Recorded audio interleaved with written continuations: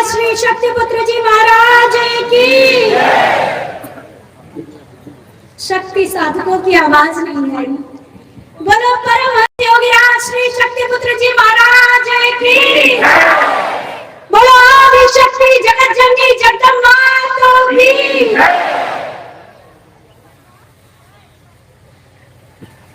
सर्वप्रथम जिस संदेश के लिए आप लालायित हैं वो संदेश आप तक पहुंचा दो कि यहाँ पर उपस्थित समस्त गुरु भाई बहनों को, धर्म प्रेमी जनता को, सभी को गुरुवर ने अपना शुभ आशीर्वाद प्रदान किया है। तो मेरे समस्त स्नेही भाई बहनों को जय माता की, जय गुरुवर की। निश्चित रूप से सौभाग्य के क्षण होते हैं जब कितने शक्ति साधक कहीं पर बैठकर जिनकी साधना को लोग दुर्लभ कहते हैं, उन माता आदि शक्ति जगत जननी जगदम्बा की साधना करते हैं।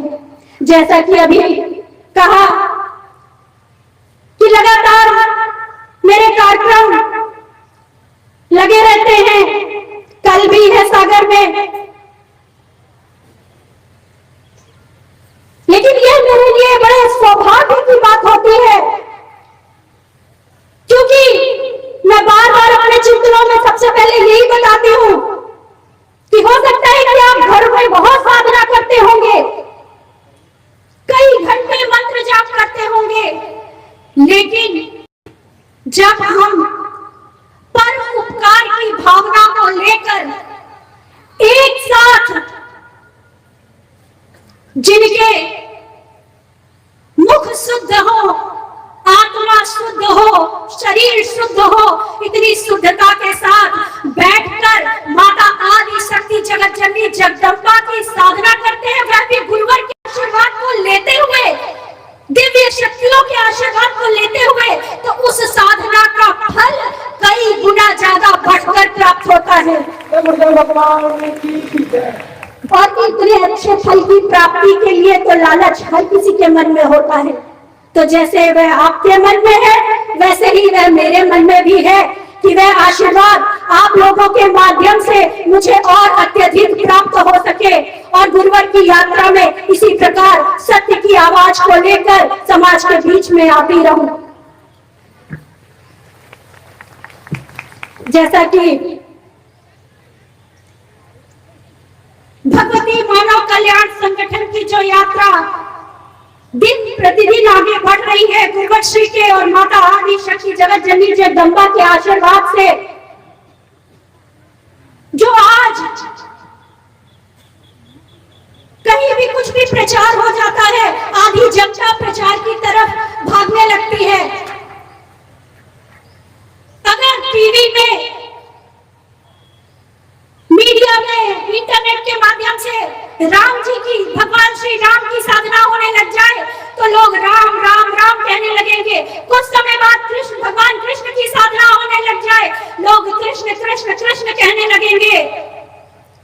जो हम देखते हैं उसी की तरफ हम भीड़ में पीछे भागते चले जाते हैं। लेकिन गुरुवर ने हमें ज्ञान कराया कि हमारी इष्ट, हमारी आत्मा की जननी एक ही है। और जैसा कि आज प्रचार में चल रहा है कि हम सनातनी हैं, हम सनातनी हैं, बहुत से लोग बोलते हैं गर्व से कि हम सनातनी हैं। सनातन कोई धर्म नहीं है, सनातन एक विचारधारा है, सनातन एक कर्तव्य है। सनातनी कहना हर किसी के बस की बात नहीं। गुरुवर ने बहुत पहले, जब सनातन शब्द भी नहीं पता था, कोई नहीं कहता था कि मैं सनातनी हूँ, लोग डरते थे, हिंदू धर्म अपनाने में भी डरते थे कि मैं हिंदू हूँ। उस समय जब गुरुवर समाज के बीच में आए थे तो गुरुवर ने 3 कर्तव्य हमें बताए थे। वह 3 कर्तव्य थे: मानवता की सेवा, धर्म की रक्षा, राष्ट्र की रक्षा। यहाँ पर मेरे गुरु भाई बैठे हैं और भगवती मानव कल्याण संगठन से जुड़ा हुआ और परमहंस योगीराज छोटा छोटा बच्चा भी मानवता की सेवा, धर्म की रक्षा और राष्ट्र की रक्षा के विषय में पूरी जानकारी दे सकता है।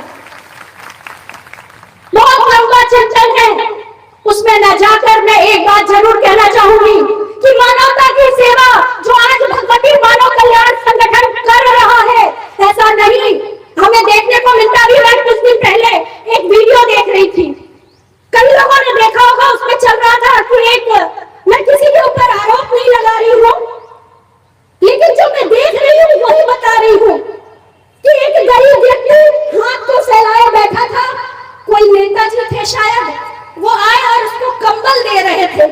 फोटो खींचने वाला पीछे फोटो खींच रहा था और एक व्यक्ति शायद कोई आसपास रहा होगा, वो भी वीडियो बना रहा था। नेताजी और उनके आसपास के लोग बोल रहे थे नहीं, हाथ फैलाए रखना, हाथ फैलाए रखना, जब तक फोटो वीडियो ना आ जाए। वो हाथ फैलाए रखा, बेचारा देख रहा है कि कब मुझे ठंड लग रही है, कब मुझे ये कंबल देंगे। और जब फोटोग्राफी हो गई, कंबल दे दिया और नेताजी निकल गए। ये हो गई मानवता की सेवा। हम तो मानवता की सेवा कर रहे हैं? नहीं, मानवता की सेवा वह होती है जब हम मानव के अंदर मानवीय मूल्यों की स्थापना कर सके, जब हम मानव को कर्म करने योग्य बना सके। हमारा भगवती मानव कल्याण संगठन किसी भिखारी को पैसे भले ही ना देता हो, किसी को कंबल भले ही ना बांट पाता हो, लेकिन भगवती मानव कल्याण संगठन हर उस गरीब व्यक्ति को इस लायक जरूर बना देता है, कर्मवान जरूर बना देता है कि उसको किसी के सामने हाथ फैलाने की आवश्यकता नहीं है। गुरुदेव भगवान की जय। सच्ची मानवता की सेवा वह होती है। धर्म की रक्षा क्या है? धर्म की रक्षा दूसरे के धर्म पर आरोप लगाना, उनके साथ उनकी बुराई करना, झगड़ा करना, ये सब धर्म की रक्षा नहीं होती है। अपने धर्म का कट्टरता के साथ पालन करो, अपने धर्म पर विश्वास रखो, अपने बच्चों को संस्कारवान बनाओ, अपने बच्चों को आस्थावान बनाओ, अपने बच्चों को अपने इष्ट के ऊपर विश्वास करना सिखाओ। ऐसा बनाओ कि उनको कोई बहका न सके, उनको कोई बहला न सके और वह कर्तव्यनिष्ठ रह सके अपने इष्ट के प्रति, अपने माता पिता के प्रति। सच्ची धर्म की सेवा, सच्चे अर्थों में धर्म की रक्षा तब होगी। और राष्ट्र की रक्षा, राष्ट्र की रक्षा के लिए सीमाओं पर हमारे सैनिक हैं जो हमारे राष्ट्र की रक्षा कर रहे हैं। लेकिन अगर आप सनातनी हो तो आपका भी कर्तव्य बनता है कि आप अपने राष्ट्र के अंदर से रक्षा करो, अपने राष्ट्र पर होने वाले अनीति, अन्याय, अधर्म के विरुद्ध में आवाज उठा सको। अगर हमारे स्वतंत्रता संग्राम सेनानी, जिनके विषय में कई बार मैंने बताया, उनकी भी पत्नी थी, उनके भी बच्चे थे, उनके भी माता पिता थे, अगर वह उनके बारे में सोच लेते, अगर वह राष्ट्र से ज्यादा ऊपर उनको रखते, तो क्या आज हम स्वतंत्रता की सांस ले पाते? नहीं। उन्होंने सोचा, उन्होंने राष्ट्र धर्म को ऊपर रखा और हंसते हंसते फांसी पर झूल गए। आज हमें फांसी पर नहीं झूलना, आज हमें स्वतंत्रता है अपनी आवाज उठाने की, तो हमें अनीति, अन्याय, अधर्म के विरुद्ध आवाज उठानी है, तब सच्चे अर्थों पे हम राष्ट्र की रक्षा कर सकेंगे। हिंदू राष्ट्र भारत माता की जय। तो जो लोग ये कहते हैं कि हम सनातनी हैं, हम सनातन धर्म को अपनाते हैं, तो मैं सम्मान एक ऐसा शब्द यूज कर रही हूं, एक ऐसे शब्द का उपयोग कर रही हूं कि शायद वह बहुत ऐसे मंच से उपयोग करना उचित नहीं है, लेकिन मैं कहना चाहूंगी कि जो लोग अपने आप को सनातनी कहते हैं, अगर वह मानवता की सेवा, धर्म की रक्षा और राष्ट्र की रक्षा के कर्तव्यों का पालन नहीं कर रहे हैं, तो उनकी औकात नहीं है कि वह अपने आप को सनातनी कह सके। जो सत्ताओं पर बैठे हैं समय पे, किसी के अंदर यह क्षमता है कि वह गर्व से सर उठाकर कह सके कि हम सनातनी हैं, तो वह भगवती मानव कल्याण है। सब भगवती मानव कल्याण संगठन के सदस्य हैं, वो हम और आप हैं जो गुरुवश्री के आशीर्वाद से यह क्षमता रखते हैं कि गर्व से कह सके कि हम सनातनी हैं। वरना तो बहुत राष्ट्र हित में भले ही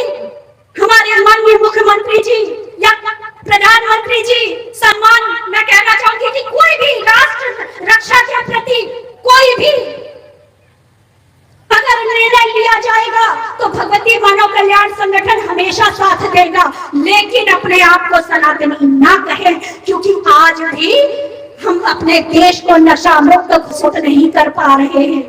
और इन 3 कर्तव्यों को पूरा करने वाला ही सनातन धर्म को अपना सकता है।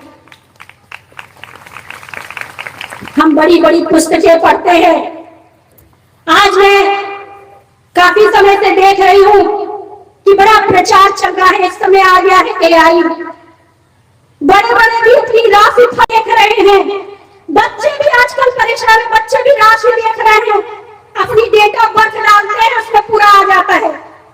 क्या हमारे साथ ऐड चल रहे हैं कि अपनी डेट ऑफ, अरे मैंने तो अपनी डेट ऑफ बर्थ डाली और आज मेरे साथ जो हुआ वो पूरा उसने बता दिया, ऐसे प्रचार किया जा रहा है। और बच्चे भटकते जा रहे हैं, युवा भटकते जा रहे हैं, वो कर्म नहीं करना चाहते, वो राशि में जो फल आ रहा है उसी में रहना चाहते हैं। मैं एक बात बता दूं कि भाग्य परिवर्तनशील है, भाग्य परिवर्तित होता है, वरना तो प्रभु श्री राम और रावण की राशि भी एक ही थी। कर्म के माध्यम से वो भगवान प्रभु श्री राम हुए और कर्म के से ही वह रावण हुआ जिसकी मृत्यु हुई। ऐसा नहीं कि रावण वेदों का ज्ञाता नहीं था, मंत्रों का ज्ञाता नहीं था, ब्राह्मण पुत्र था, लेकिन कर्म उसके राक्षसी थे, इसलिए उसका यह हस्त्र हुआ कि आज भी रावण के पुतले फूके जाते हैं। लेकिन कर्म का फल और प्रतिफल, मैं बार बार कहती हूं कि कर्म का फल और प्रतिफल परिवर्तित नहीं होता, वो आज नहीं तो कल हमें मिलेगा ही मिलेगा। अगर हम अच्छे कर्म करेंगे तो हमें अच्छा फल प्राप्त होगा, अगर हम बुरे कर्म करेंगे तो उस बुरे कर्म का फल हमको, हमारे आने वाली पीढ़ी को आगे चल के मिलेगा ही मिलेगा, उसको कोई भी रोक नहीं सकता। अगर राशि फल से ही सब कुछ हो जाता तो राशि फल में दिखा दिया गया। अभी कई बच्चे मुझसे संपर्क कर रहे थे, बोले कि वो लिखा हुआ था कि हम परीक्षा में पास हो जाएंगे, हमारा हमको बहुत अच्छा परिणाम मिलेगा, तो हम थोड़े ढीले पड़ गए थे पढ़ने में कि लिखा तो है ही है। तो भैया तुम तो चक्कर कान के सो जाओ, तुम्हारी राशि में लिखा है, तुम पास हो जाओगे, पढ़ने की क्या जरूरत है। और जब परीक्षा देने जाओगे तो तुम्हें पता चलेगा कि राशि का देख के तुम्हें वो लाभ मिला या पढ़ने से जो पढ़ा उसको वो लाभ मिला। तो इसमें फंसने की जरूरत नहीं है। आजकल मीडिया में, इंटरनेट में बहुत सारी चीजें चल रही हैं।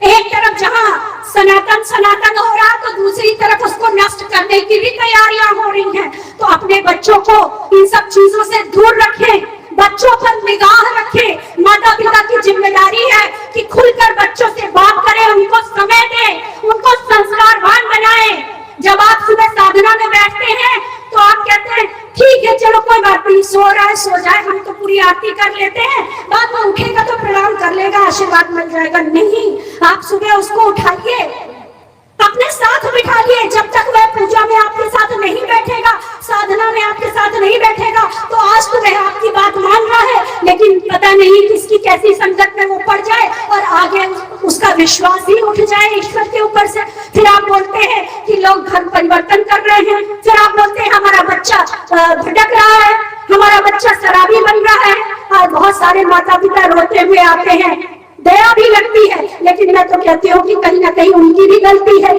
क्योंकि उन्होंने अपने बच्चों को नहीं दिया, संस्कार नहीं दिए, अच्छी बातें नहीं सिखाई, अपने साथ बिठाना नहीं, अपने साथ मंदिरों में नहीं ले गए, अपने साथ साधना नहीं करवाई। आज भी यहाँ पर माता आदि शक्ति जगत जननी जगदम्बा का 40वां पाठ चला, उनकी दिव्य आरती हुई, बहुत से लोग तो उठ के चले आए होंगे कि चलो हम आशीर्वाद ले लेते हैं। अपने बच्चों से कहा होगा कि चलो चलते हैं आशीर्वाद लेने, तो वो दियोगे कि अरे ठीक है कोई बात नहीं, आप ले आओ आशीर्वाद, हमको भी मिल जाएगा। तो उनको वही परिणाम मिलेगा जो मैंने अभी बताया था। तो अपने बच्चों को प्रेरित करें, साधना में बिठा ले। जिस भी इष्ट की आप साधना करते हैं उसमें साथ में बिठा ले, मंदिरों में ले जाए, अपनी संस्कृति की जानकारी दें, आज छोटे छोटे बच्चे जय माता की जय गुरुवर की बोलते हैं। न जाने कितने बच्चे सिद्धाश्रम धाम पर आके गुरुवर श्री से निवेदन करके जाते हैं कि गुरुवर आशीर्वाद दीजिए, कृपा दृष्टि कीजिए कि हमारे माता पिता भी अच्छे रास्ते पर चले। हमारे पिता नशा करते हैं, नशा छोड़ के आज छोटे छोटे बच्चे निवेदन कर रहे हैं। ये भगवती मानव कल्याण संगठन की ऊर्जा और आपके द्वारा किए गए साधना और शंखनाद का ही प्रताप है। आज जिस तरह से नशा विरोधी आंदोलन में हम आगे बढ़ रहे हैं, जैसा कि मैंने पहले कहा था कि राष्ट्र की रक्षा बहुत आवश्यक है और मेरे भगवती मानव कल्याण संगठन के कार्यकर्ता राष्ट्र की रक्षा कर रहे हैं। मैं निरंतर मां के चरणों में ये प्रार्थना करती हूँ कि मेरे गुरु भाई बहन जिस भी व्यवसाय में लगे हैं, जिस भी कार्य में लगे हैं, दिन दूना रात चौगुना तरक्की करें। और साथ में मैं अपने उन शक्ति साधकों से कहना चाहती हूँ कि जब आप घर में साधना करें तो प्रार्थना करें कि हे मां, ये जो अनीति अन्याय अधर्म कर रहे हैं, जो शराब का व्यवसाय चला रहे हैं, वे दिन दूना रात चौगुना नीचे गिरते चले जाए, उनका व्यवसाय नष्ट होता चला जाए। ये आपकी साधना का ही परिणाम है। आज कई कई गांव नशा मुक्त हो गए, उनका कल्याण हो गया, उन्हें समझ में आ गया कि हमारे बच्चों का भविष्य किस तरह से सुरक्षित रह सकता है। और मैं भू माफिया, शराब माफिया, गौ तस्करों जिसके विरुद्ध आज भगवती मानव कल्याण संगठन कार्य कर रहा है, मैं उनको भी सचेत करना चाहती हूँ, उनके पास तक भी यह बात पहुँचाना चाहती हूँ कि किसी का भी परिवार नष्ट हो, ऐसा मैं नहीं चाहती। तो मैं उन्हें बार बार सचेत करती हूँ कि आज भी मैं इस व्यवसाय को छोड़ के कोई अच्छा व्यवसाय प्रारंभ कर दे, नहीं तो जैसा कि हमने पढ़ा, टीवी सीरियल के माध्यम से भी देखा कि जब कंस को पता चला कि श्री कृष्ण मुझे मारने आ रहे हैं, तो उसको जल में भी श्री कृष्ण दिखाई दे रहे हैं, भोजन में भी श्री कृष्ण दिखाई दे रहे हैं, सोने में भी श्री कृष्ण दिखाई दे रहे हैं, उठने में भी श्री कृष्ण दिखाई दे रहे हैं। चारों ओर उसको अपनी मृत्यु दिखाई दे रही थी भगवान श्री कृष्ण के माध्यम से। उसी तरह भले ही ये कोई भी बातें करते रहे, बड़ी बड़ी बातें करते रहे, धमकाते रहे, लेकिन मुझे पता है और ये सच्चाई तो मेरे गुरुवर जानते हैं कि उनको सोते जागते, भोजन में, पानी में, हर जगह भगवती मानव कल्याण संगठन के कार्यकर्ता दिखाई दे रहे हैं। सतगुरु भगवान की जय। जैसे कंस अपना भला बुरा तब भी नहीं समझ पाया, आज वो भी नहीं समझ पा रहे हैं, तो उन्हें इससे सीखने की जरूरत है और समझने की जरूरत है। आज बहुत से ऐसे माननीय मंत्री हैं, नेता हैं जो खुद ही व्यवसायी बने हुए हैं शराब के, जो अपनी फेसबुक प्रोफाइल के माध्यम से खुद आगे और सरेआम धमकी दे रहे हैं, भगवती मानव कल्याण संगठन को सरेआम धमकी दे रहे हैं, सरेआम चिल्ला रहे हैं, चीख रहे हैं। जैसे कभी रावण हंसता था लेकिन उसकी हंसी उसकी मृत्यु में बदल गई, इसी तरह किसी के चीखने, चिल्लाने और धमकी देने से भगवती मानव कल्याण संगठन के कदम रुकेंगे नहीं, बल्कि उनकी धमकियों का ये प्रभाव हुआ कि उसके कई गुना तेज गति से उन्होंने शराब विरोधी आंदोलन को आगे बढ़ाया है। ये परमहंस योगीराज श्री शक्तिपुत्र जी महाराज का ही प्रताप है। जब हमारे स्वतंत्रता संग्राम सेनानियों ने अपने देश के लिए बलिदान किया था, उन्होंने जिन भी इष्ट की पूजा की, उनका आशीर्वाद उनके साथ था।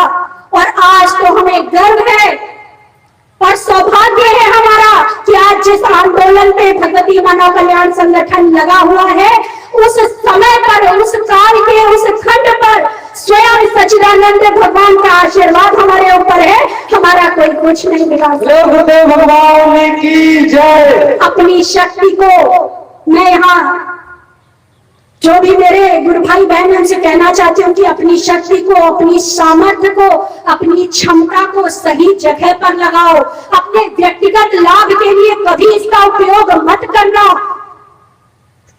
इस क्षमता का, इस शक्ति का उपयोग केवल समाज की सेवा के लिए करना, समाज के कल्याण के लिए करना, समाज के हित के लिए करना। आपका स्वहित अपने आप होता चला जाएगा। माता आदि शक्ति जगत जननी जगदम्बा का ऐसा आशीर्वाद अवश्य आप लोगों को प्राप्त होगा। परम सौभाग्य की बात है कि जिस जगह पर स्वयं सूक्ष्म रूप से माता आदि शक्ति जगत जननी जगदम्बा विद्यमान है, जिस सिद्धाश्रम धाम की धरती पर कोई भी साधना करने वाला व्यक्ति, कोई भी पूजा पाठ करने वाला व्यक्ति जब उस धरती पर पैर रखता है तो उसको माता की ऊर्जा, उनकी चेतना का एहसास हो जाता है। ऐसी धरती पर हमें गुरुवर श्री द्वारा जिनकी हम यहाँ आरती करते हैं, फोटो पर देखकर उनके साक्षात दर्शन जहाँ प्राप्त होते हैं, वहां पर गुरुवर ने हमें 2-2 शिविर प्रदान कर दिए। अगला शिविर 22-23 जनवरी को सिद्धाश्रम धाम पर होने वाला है। उस सिद्धाश्रम धाम पर जिसके कण कण पर जड़ चेतन पर हर जगह पर गुरुवर की नजर पड़ी है, गुरुवर के चरण पड़े हैं, ऐसे सिद्धाश्रम धाम की धरती पर हमें जाने का सौभाग्य प्राप्त हो रहा है, शिविर का सौभाग्य प्राप्त हो रहा है। मैं यहाँ से आह्वान करना चाहती हूँ सभी नए माँ के भक्तों का कि आप उस सिद्धाश्रम धाम पर 22-23 जनवरी को अवश्य पहुंचे, वहां का लाभ प्राप्त करें। एक अद्भुत प्राकृतिक ऊर्जा है जो साधक नहीं भी है वो भी अगर उसी पर प्रवेश करेंगे तो उन्हें महसूस होगा कि अरे हम कहाँ थे और कहाँ आ गए। यहाँ तो एक अलग अद्भुत शांति प्राप्त हो रही है और हम इसी से अंदाजा लगा सकते हैं। लोग बोलते हैं कि घर में साधना की हमने, हमारे घर में आज हमने हवन किया, आज हमने पूजन किया तो बड़ा घर का माहौल अच्छा लग रहा है, बड़ी शांति महसूस हो रही है। तो एक छोटे से घर में आपने 1 घंटे 1.5 घंटे साधना करी तो आपने उस ऊर्जा को महसूस किया। तो सोचिए कि उस सिद्धाश्रम धाम पर वह पहला, विश्व का पहला स्थान है जहां पर पिछले 30 वर्षों से लगातार 24 घंटे माता आदि शक्ति जगत जननी जगदम्बा का दुर्गा चालीसा का पाठ चल रहा है, निरंतर अखंड ज्योत जल रही है। ऐसी जगह की कैसी अद्भुत ऊर्जा होगी।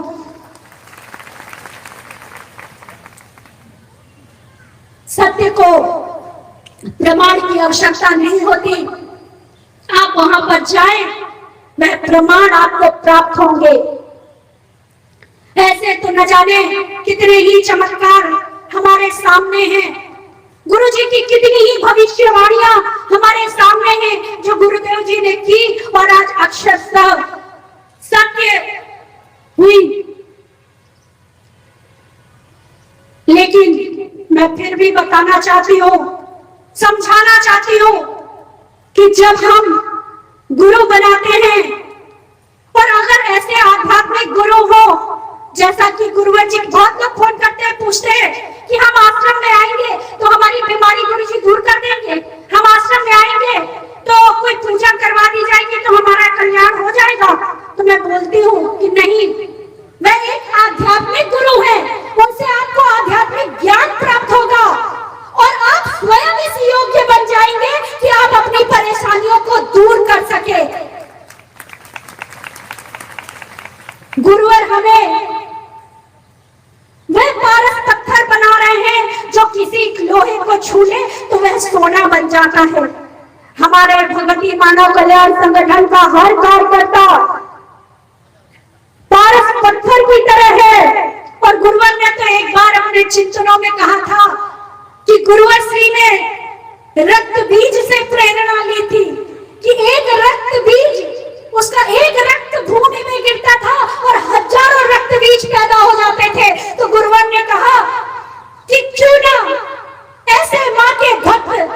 ऐसे चेतनावान शिष्य बनाए जाए, ऐसे चेतनावान शक्ति साधक बनाए जाए जो 1 से 2, 2 से 3 और 3 से 3,000, 3 लाख, 3 करोड़ में परिवर्तित हो जाए। गुरुदेव भगवान की जय। और आज वही हो रहा है।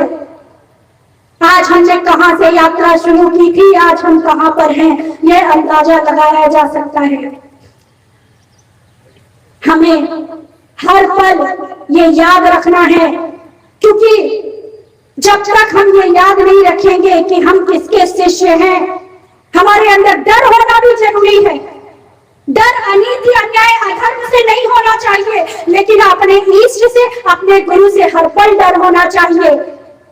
और डर इस बात का कि मैं परमहंस योगीराज श्री शक्तिपुत्र जी महाराज का शिष्य हूं, मैं नशा मुक्त हूं, मांसाहार मुक्त हूं, चरित्रवान हूं, मुझसे अनजाने में भी किसी का अहित ना हो, मुझसे अनजाने में भी किसी को मैं दुख ना दूं, अनजाने में कोई ऐसा गलत काम ना करूं, हर पल सच्चाई ईमानदारी से जीवन जी सकूं, ऐसा मन में भाव हर पल रखना चाहिए कि मैं ऐसे गुरुवर का शिष्य हूं।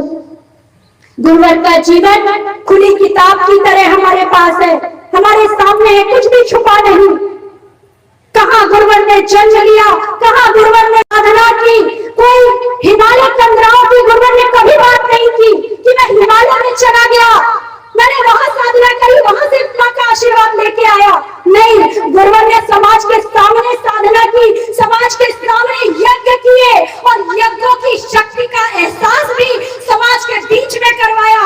अलग अलग स्थानों पर, अलग अलग मौसमों में गुरुवर ने 8 यज्ञ संपन्न किए और उन 8 यज्ञों में गुरुवर ने घोषणा की कि अगर मेरे किसी यज्ञ में बरसात ना हुई तो मैं ये समाज छोड़कर हिमालय में चला जाऊंगा, समाज के बीच में वापस नहीं आऊंगा। लेकिन गुरुवर के हर यज्ञ में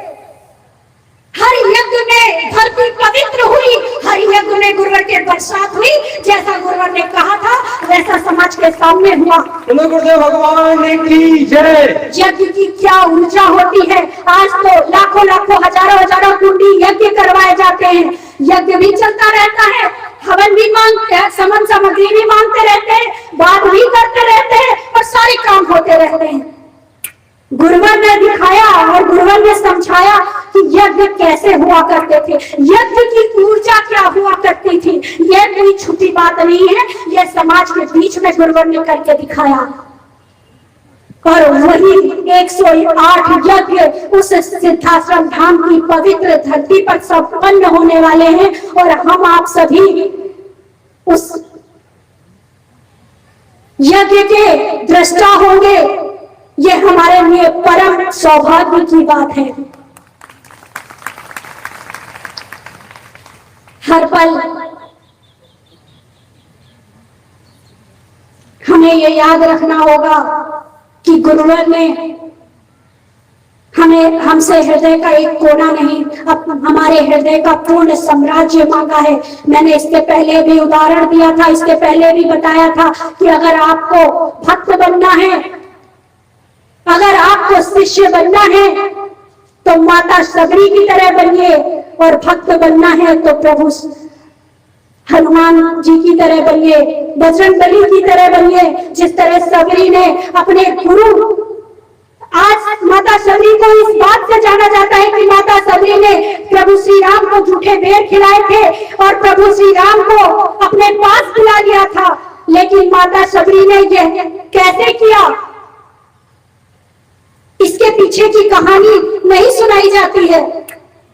क्यों? क्योंकि कथा में तो आधे से ज्यादा, कहानियों से ज्यादा नाच रास रंग में डुबो दिया जाता है। माता सबरी ने सब कुछ त्याग के अपने गुरु की, सब कुछ त्याग के अपने गुरु की शरण पे गई थी। और जब उनके गुरु अपने प्राण त्याग रहे थे, जब गुरु अपने लोग जा रहे थे, तुमने जिस प्रभु राम की कल्पना की थी, जिनके तुम दर्शन करना चाहती हो, तुम्हारा सौभाग्य होगा कि एक दिन तुम उन्हीं का मार्गदर्शन करोगी और उनके दर्शनों को प्राप्त करोगी। तुम उनका इंतजार करो। और वो चले गए। एक दिन, 2 दिन, महीने, सालों, वर्षों उन्होंने इंतजार किया। वर्षों उन्होंने मार्ग पर फूल बिछाए, लोग उनका मजाक उड़ाते रहे कि अरे ये तो पगली है, रोज फूल बिछा देती है, रोज समेटती है। लेकिन उनके ऊपर किसी का प्रभाव नहीं पड़ा। क्यों? क्योंकि उनको अपने गुरु पर विश्वास था, उनको अपने गुरु की वाणी पे विश्वास था। वो कहती थी अरे मेरे गुरु ने कहा है प्रभु श्री राम आएंगे तो जरूर आएंगे। आज तो गुरुदेव जी कहते, किसी ने गुरु बना लिया, गुरु जी कहते कि नहीं रुक जाओ, 5 दिन 6 दिन रुक जाओ, समय भी बताएंगे, उसके बाद धीरे धीरे सब कुछ ठीक होगा, धीरे धीरे सब कुछ ठीक होगा। रोज अरे आज तो नहीं हुआ, कल तो नहीं हुआ, इंतजार करते रहते, फिर हमारा धैर्य छूटने लगता है। और जब धैर्य छूटने लगता है तो ऊर्जा काम करना बंद कर देती है। तो जब तक हम धैर्य के साथ अपने गुरु पर विश्वास रखेंगे तो वही दृढ़ता हमें लाभ दिलाएगी। और उन्होंने वो दृढ़ विश्वास नहीं छोड़ा और हजारों वर्षों के बाद प्रभु श्री राम आए, उनके दर्शन उनको मिले और उन्होंने आगे का मार्ग पूछा और उनका प्रभु श्री राम का एक भक्त ने मार्गदर्शन किया। वह उनके शिष्यत्व धर्म की वजह से उन्हें अपने प्रभु के दर्शन हुए। और भक्त बनना है तो श्री हनुमान की तरह बने, जिन्होंने अपना सीना चीर के दिखा दिया था कि मैं प्रभु राम का भक्त हूँ, मेरे अंदर मेरे हृदय में केवल और केवल प्रभु श्री राम सिया राम विराजते हैं। दृढ़ संकल्प जीवन में होना बहुत जरूरी है। हम बहुत से तीर्थ स्थानों पर जाते हैं, तीर्थ यात्रा करते हैं और आपको लगता है कि हमें उसका फल मिला होगा कि नहीं मिला होगा। तो मैं खुल के कहना चाहती हूँ, तीर्थों में चले जाएं, तीर्थ का फल प्राप्त नहीं होगा आपको। पर वो कैसे प्राप्त होगा? बहुत से लोग बोलते हैं कि दान करके आना चाहिए। खैर दान तो शब्द ही बेकार है। जो स्वयं दाता हो उसको हम क्या दान करेंगे? हमें तो गलत ही पढ़ाया गया, ज्ञान ही नहीं दिया गया सच्चा। हम उनके चरणों में समर्पण कर सकते हैं, किसी भी इष्ट के चरणों में हम दान नहीं कर सकते क्योंकि वो तो स्वयं दाता है। हमारी क्या औकात, हमारी क्या विसाख कि हम उनको दान करें? हम सिर्फ समर्पण कर सकते हैं। और उसमें भी समर्पण कई जगह पे बोलते हैं कि हम तो अपने बाल दान कराए, हमने कपड़े दान कर दिए, हमने वस्त्र दान कर दिए, हमने ये कर दिया। अगर सच्चे अर्थ में आप तीर्थों का फल प्राप्त करना चाहते हैं, मंदिरों में जाकर वहां का फल प्राप्त करना चाहते हैं, तो आप समर्पण करके आइए, छोड़ के आइए। लेकिन क्या अपने अवगुण, कोई ऐसी चीज, कोई ऐसा आपका विचार जो गंदा हो, जो गलत हो, जो अनीति अन्याय अधर्म से प्रेरित हो, कोई ऐसा अवगुण आप वहां पर छोड़ के आइए, समर्पित करके आइए और दृढ़ संकल्प लेके आइए कि मैं अब इस मार्ग पर नहीं चलूंगा, मैं अब इस विचारधारा को नहीं लूंगा, मैं अब ये गलत काम नहीं करूंगा। निश्चित रूप से आपको उस तीर्थ का फल अवश्य प्राप्त होगा। गुरुदेव भगवान की जय। और आप अगर तीर्थों पर नहीं जा पा रहे हैं तो तीर्थों के राज सिद्धाश्रम धाम पहुंच जाइए, जहां स्वयं माता आदि शक्ति जगत जननी जगदम्बा सूक्ष्म रूप से विराजमान है। आप उनके चरणों पे जाइए और वहां चालीसा भवन है, जहां निरंतर चालीसा पाठ चल रहा है। आप वहां बैठकर 1 चालीसा, 2 चालीसा, 3 चालीसा करिए और अपने सारे अवगुणों को छोड़कर माँ के चरणों में प्रार्थना करिए कि माँ मैं तो शिशु हूँ, मैं आपका बच्चा हूँ। हो सकता है कि मुझे साधना ना आती हो, कुछ ना आता हो माँ, बस मैं आपका बच्चा हूँ, मुझ पर आप कृपा दृष्टि कीजिए। और भावना जब आप अपने अंदर रखेंगे तो निश्चित रूप से वहां पर भी आपको तीर्थों का फल अवश्य प्राप्त होगा। साथ ही अपने अंदर भगवती मानव कल्याण संगठन के सभी भाई बहनों से कहना चाहती हूँ और फिर से याद दिलाना चाहती हूँ, मेरे गुरु भाई सिंह सी दहाड़ रखे और मेरी गुरु बहने सिंहनी सी चिघाड़ रखे कि अनीति अन्याय अधर्म आए।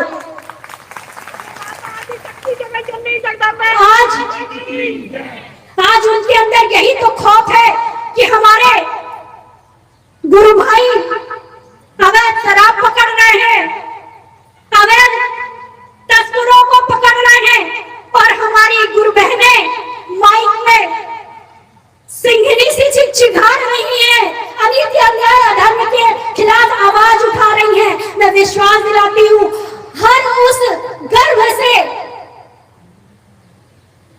चेतनावान बच्चे पैदा होंगे, कर्मवान बच्चे पैदा होंगे। जिस तरह से स्वामी विवेकानंद ने, भगत सिंह, चंद्रशेखर आजाद, रानी लक्ष्मीबाई थी, ऐसे संतानें आपके गर्भ से तभी पैदा होंगी जब आप अपने अंदर उस ऊर्जा और चेतना तरंगों को समा कर रखेंगी कि आपके अंदर वह डर निकल जाए कि मैं किसी अनीति अन्याय अधर्म के सामने नहीं झुकूंगी। गुरुदेव भगवान की जय। ऐसे तो बहुत सारी बातें हैं, पर मुझे लगता है सुबह थोड़ा सा ठंड ज्यादा थी। हमें याद आ रहा है कि हम ऐसे गुरुवर के शिष्य हैं और हमारे अंदर ऊर्जा आ रही है, अब गर्मी लग रही है। चलिए, ऐसी तो बहुत सारी घटनाएं हैं। मैं कभी किसी कहना चाहिए कि जो आपके साथ चमत्कार हुए लोग बताते नहीं हैं। मेरे साथ एक, मैं जाते जाते आपको बताना चाहूंगी कि एक बार बहुत पहले, मैं बहुत छोटी थी, अब तो इतना प्रदूषण फैल गया है, लेकिन तब ठंड पड़ा करती थी। सुबह सुबह का समय था, गुरुदेव जी मंदिर से आ रहे थे वापस, हम लोग भी मंदिर से उतर रहे थे और बहुत कड़ाके की ठंड पड़ रही थी, हवा शीतलहर चल रही थी, कोहरा था, हाथ पैर ठिठुर रहे थे और मंदिर से नीचे हम लोग उतर रहे थे। गुरुदेव जी तो ठंडी गर्मी बरसात सिर्फ एक ही वस्त्र पे रहते हैं, ये भी समाज के सामने है, कोई दिखावा नहीं है। और हम लोगों ने शॉल ओढ़ रखा था, साधारण इंसान है, शॉल ओढ़ा हुआ था और आपस में हम बात कर रहे थे। बहुत तेज ठंड है भाई, आज तो बहुत ज्यादा ही ठंड लग रही है। गुरुदेव जी ने तुरंत कहा कि अरे ये क्यों सोच रही हो कि ठंड लग रही है, ये सोचो कि कितनी तेज धूप निकली हुई है, कितनी तेज गर्मी हो रही है। और मात्र कुछ सेकंड के अंदर शरीर में गर्मी आ गई, शॉल लपेट के हमने रख दिया हाथ में। हमने कहा यार गर्मी सी लग रही है एकदम अचानक से, और ये सिर्फ पल भर के लिए हुआ था। मुश्किल से 3 से 4-5 मिनट तक के लिए ऐसा हुआ कि ऐसा सच में लगा कि जैसे बहुत तेज धूप निकली हुई हो, और हमने सब उतार के रख दिया, स्वेटर उतार के रख दिया। 5 मिनट बाद फिर ठंड लगने लगी। तो गुरुवर ने उस समय पे ऐसा है, ये एक चेतनावान ऋषि, एक चेतनावान गुरु ही ऐसे चमत्कार, ऐसी चीजें दिखा सकता है कि वो पल भर में मौसम को भी बदल दे, और ये जिसको एहसास कराना चाहता है उसी को एहसास हो सकता है। बोले गुरुदेव भगवान की जय। और ऐसी तो न जाने कितनी घटनाएं हैं। बस अपने अंदर ऊर्जा रखिए। जब आपको डर लगे तो गुरुवर का ध्यान करिए, माता आदि शक्ति जगत जननी जगदम्बा का ध्यान करिए। जब आपको ठंड लगे तो सूर्य भगवान को याद करिए, और जब आपको गर्मी लगे तो चंद्रदेव की शीतलता को ध्यान करिए। मौसम भी आपके अनुसार परिवर्तित हो जाएगा। हम साधक हैं, साधना करते हैं, इतनी क्षमता तो हमारे अंदर होनी ही चाहिए।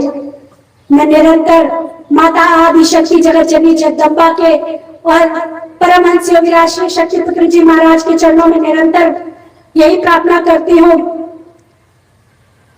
कि आपके जीवन में कोई कठिनाई ना आए, आप इसी प्रकार जन कल्याण के कार्यों में आगे बढ़ते रहे, और माता आदि शक्ति जगत जननी और गुरुवर का आशीर्वाद निरंतर आप सभी लोगों को प्राप्त होता रहे। इन्हीं सभी मंगल कामनाओं के साथ पुनः आपने जो स्वागत किया, आपने जो मुझे स्नेह दिया, उसके लिए मैं बहुत आभारी हूँ। इसी तरह आपका और मेरा स्नेह प्रेम सदैव बना रहे, और इसी तरह हम आप सभी गुरुवर के कार्यों जो गुरुवर ने हमें कार्य सौंपा है उस कार्य को पूरा कर सके और समाज कल्याण की दिशा में इसी तरह आगे बढ़ते रहे। इन्हीं सभी कामनाओं के साथ सभी स्नेही भाई बहनों को जय माता की, जय गुरुवर।